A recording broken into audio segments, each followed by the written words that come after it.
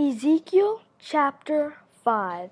And thou, son of man, take thee a sharp knife, take thee a barber's razor, and cause it to pass upon thine head, and upon thy beard. Then take thee balances to weigh, and divide the hair. Thou shalt burn with fire a third part in the midst of the city, when the days of the siege are fulfilled.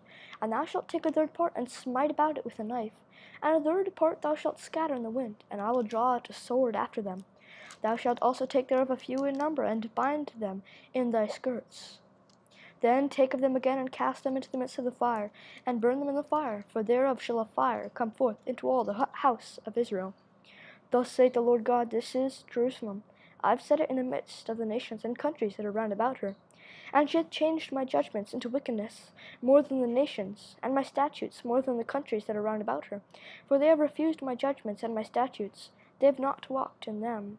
Therefore thus saith the Lord God, because ye multiplied more than the nations that are round about you, and have not walked in my statutes, neither have kept my judgments, neither have done according to the judgments of the nations that are round about you. Therefore thus saith the Lord God, behold, I, even I, am against thee, and will execute judgments in the midst of thee in the sight of the nations. And I will do in thee that which I have not done, and whereunto I will not do any more the like, because of all thine abominations. Therefore the fathers shall eat the sons in the midst of thee, and the sons shall eat their fathers, and I will execute judgments in thee, and the whole remnant of thee will I scatter into all the winds.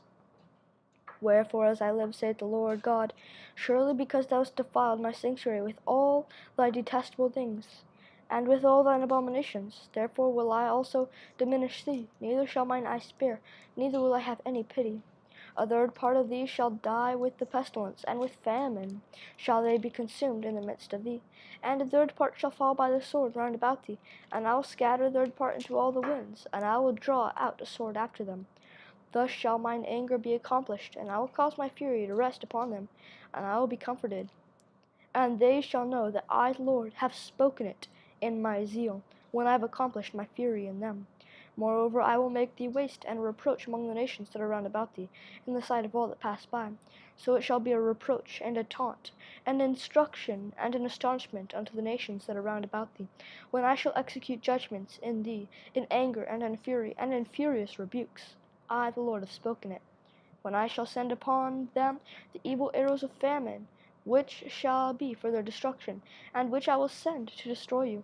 And I will increase the famine upon you, and will break your staff of bread.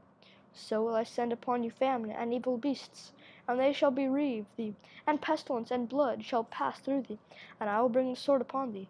I, the Lord, have spoken it.